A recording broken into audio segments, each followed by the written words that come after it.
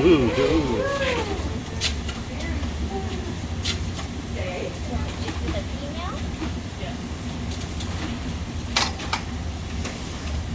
Okay, come on, Basa. Right here. Over one more. Over here. Basa, over here. Right here. Okay, good girl.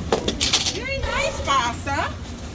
So this is Basa. Yeah, you guys can kind of curve around here. Again, just be aware of that yellow line as well. You can come right up here. That's perfect. Look at the eye. Yeah, so the two really cool things about Basa. One, she's 38 years old. To give you some perspective, the average life expectancy of a walrus is usually like 20 to 25 years. In zoological settings, potentially up to 40 is pretty common. Right here. Okay, good girl. So 38 is pretty excellent. The other thing about Basa, if you do notice the coloration, the white coloration of her eyes, she is completely blind. Okay, So she does a really good job of maneuvering her way around this exhibit. She knows the ins and outs, she knows where she's going, and she uses her whiskers to do that. Okay, good girl. So those whiskers or vibrissae, they actually, each one has its own blood flow. They act almost like fingers on their face. That's true for all walruses. They use them to sift through the silt and the mud. Okay. In order to find the food that they're looking for, and then they suck it up like a vacuum. You can see every time I give her a fish, she just sucks it up. No problem. They have pretty good suction. Can I have a kiss? Kiss. Okay, very good girl. And so it hasn't stopped her at all. And it also is kind of a cool way for us to interact with her. So we're very verbal. She likes hearing my voice, knowing that I'm around. When I call her, I can place the bucket on the ground to help her figure out which direction we're going. And then she knows the certain angle. She feels the bar and then she's like, oh, that door's open. Or she feels the rock and she's like, oh, it's the way to there. Yeah, I will warn you. These guys, they're not the cleanest of animals on the planet. She have teeth? She does have teeth. Can you open? Oh. Look at that! Oh, Okay, good girl. So those teeth are not for chewing. Every food that I give her, she swallows whole. However, what most of their diet is, I've got it in front of us, is clams. So they're spending most of their time eating these clams. We shell them because we're nice people. We only give the best to our animals. But obviously in their natural environment, there's no animal trainer shelling their clams for them. So what they do is they'll actually put the whole clam in their mouth. They'll crunch, crunch, crunch with those teeth. And they kind of spit it all out, spit out the clams, sift through again with their whiskers, and then eat the meat, and then spit out the shells. For certain clams, they do have the ability to actually, like if this were, say, a shell of a clam, they do have the ability to suck the meat right out of the shell, which is pretty impressive. Good girl, Basi. Very nice. You guys want a chance to feed her? Yeah, you feed her. Yeah, all right, I'll have you come up one at a time. And just come right up to the yellow line. And you're just going to hold this fish, put it right up to her mouth, and she's going to suck it right out of your hand. Good job. Good girl. Here you go. Yeah, a little slipper. Good job. All right, we got another. There you go. Right up to her. There you go. Very nice. Adults are doing it too. Okay, go. Okay, sorry. Giving you the big fish. All right. Right up to her mouth. Put it in your mouth. Not that deep. I gotta take my time to swallow that one. Good girl. Hi, Basa. Very good. What is your favorite type of food to eat? Basa's not super picky, but she really does love the big fish, the herring. Oh, it's a sardine, but something like that. She likes the fish a little bit more than the herring. Just gonna go right up to her face. There you go. Good job, Basa. Very nice. Now, walruses in general are super vocal as well. You might have already heard some vocalizations in the back. She knows a pretty good vocal. Okay, good girl. And then by being able to be in this space with them, not only is that great for us to do a lot of husbandry and to interact with them in that way, but it also takes some time for them to adjust to the fact that we are not walruses. So the way that they interact with each other, we have 5 walruses back here, by the way, 2 boys, 3 girls. The way that they interact with each other has to be very different than the way that they interact with us. And they're very aware of that, and that's why we focus so hard on important manners and a lot of behaviors that allow us to know that we're safe when we're out with them. So one that's really important, let's see, can you back up? A little more, back up. Okay, good girl. Can you relax? That's pretty good. Okay. Very nice, Basa. Back up. Back up. Okay, very good. Can you go on your belly? Good girl. Okay. Very nice. Back up. Okay. Can you wave? Okay, very good.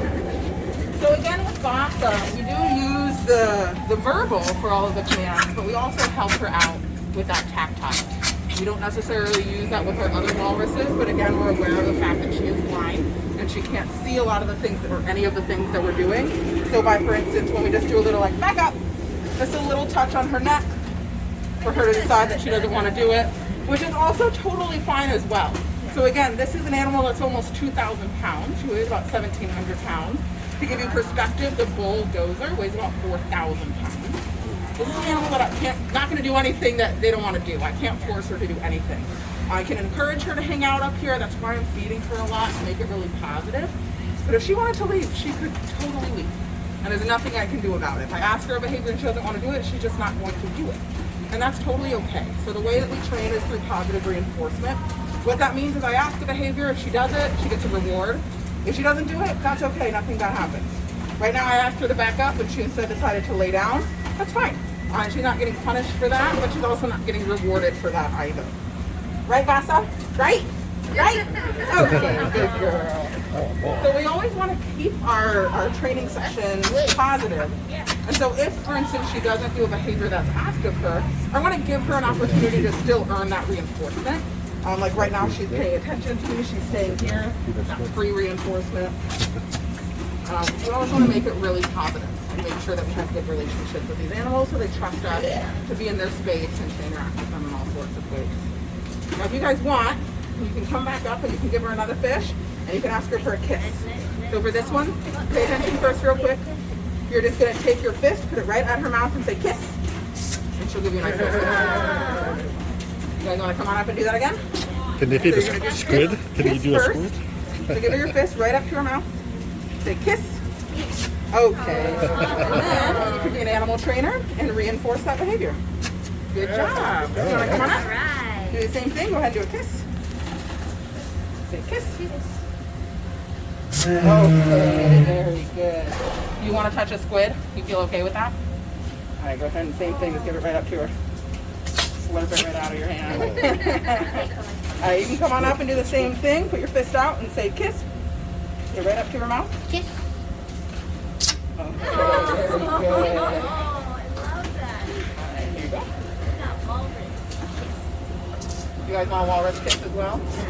Grown up. Same exact thing. Put your fist right up to her. Kiss. Okay, very good. Awesome. Anyone else want to come on up? Okay, I'll take your picture. Okay, there you go. Fist right on up. Yes. Right in her face. There you go. Oh, Here, I'll give you a picture. oh, that. Yeah, that's good. I'll take this. Okay. Come right on up. Right? Kiss. Okay, very good. There you go. All right. Woo! Awesome. You want to look home? Put your fist right on up. Kiss? Kiss? Okay, very good. And now you get a squid too. Very nice. Now, one of the other important things when we're hanging out back here, really with all of our animals at Wild Arctic, but especially our walruses, that I always like to point out when we're hanging out with such cool and unique creatures, is that even though walruses themselves are not endangered, they absolutely live in a habitat that is. Because of climate change and global warming, the amount of sea ice that exists in the Arctic is dwindled. It's a lot less than it used to be. And so it can no longer truly sustain the populations of walruses that live in that area. They're super social animals, and they like to haul out onto the ice to rest, for breeding, for raising their young, for all kinds of reasons. And they usually will haul out in groups of 50, 100, 200, really large groups. The problem is that with the lack of sea ice happening in the Arctic right now, where they're finding places to haul out, instead of it being 100, it's almost like 50,000, 100,000 walruses all in the same space. And that might seem really cool, like a really cool opportunity and picture and whatever, but it can be really dangerous for walruses, because then you have breeding males who are in the same territory and they're spending a lot of time fighting and being aggressive. You have females that are getting trampled, you're having babies that are getting trampled, and because they have to move farther and farther distances from where the ice is to where the food is, female walruses are spending more time away from their calves, away from their young, to get food to bring back. So that means that the babies are spending more and more time alone. So it can be a really big problem for the species. Right, Basa? Right? Right? Okay. So a lot of things that we do every single day, I know we're all aware of different things to do to help climate change and help lower our carbon footprint. Things like buying local products, turning off our lights when we leave the room, turning off our cars when we're waiting for somebody. Really basic things actually do make a difference. And I always like to bring it up when we're looking at the actual animal, that it makes a difference. That's something that I always we talk about climate change all the time, and it seems kind of abstract. But when you're looking at a walrus, you're realizing that it actually does impact this wild species every single day. So I always like to bring that up. I'm going to get ready to put Basa back with the rest of the crew. So let me just radio to them to make sure that they're ready. Right, Bas? Are you guys okay if I bring Basa back? Beautiful. All right, Basa, can you back up? Okay. Can you wave bye? Bye. Okay, good girl. You guys can help me if you'd like. We're all going to point. Well, we don't have to point. She's fine. She doesn't know. We do it anyways. But at the count of 3, we're going to say really, really loud the word water. Are you ready? What? Now we will look in our white cabinet and see if there is a straw. Are you ready? 1, 2, 3. Water! Water! Like that was confusing. He's like, All right, I'll be right back. Look at that thing of blue. Where's her tail? Tail. Oh, it's on. But the tail is very small. It's like a bunny tail. It's like a bunny tail. I'm so upset, Gigi. But tiny.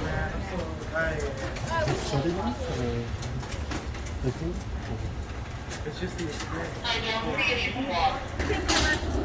Yeah, up to the yellow line. You can't just don't cross the yellow line. There's nothing else to keep you there. Them from sticking their heads through. So what should they do back here? Back usually it's an open. We call it open system. When all the gates are open, they could go in the exhibit or back here. That white platform there is a scale. So when we get weights on them, it'll show up on that little monitor up there on the wall. I don't know if you can see, it's kind of behind the gate. But we'll take weights on them every week. And if we have any medical procedures, usually the vets will come out here to us. And that'll happen often in this back area. Sometimes we separate them for social reasons. Like right now, I'm assuming there's something social going on. I'm not sure because I've talked to Nicole. But these 2 girls are being put in the back and separated from the others. So yeah, it could be something social. They could be getting a medical procedure. It could just be, I guess we want to monitor their behavior. So these are the other 2 females. I'm sure you probably already mentioned a little bit. I mentioned about Shu, but not. Shu and Shu. So again, this is also part of what we do. And we have all 5, and a lot of times they can access the stack area and the exhibit as well. But sometimes for all sorts of different reasons, we'll kind of mix it up. We'll put some in the back and give them some space, or just separate the social group. And that's kind of normal again for their natural. It's their history, and also jacuzzi. good and enriching for their overall social structure of the group. So right now we've just got these 2 girls in the back, and then Basa and the 2 boys are out on exhibit. And at some point today we'll probably open up the gate and have everybody be together again. So if you'd like, you guys can follow me out this way.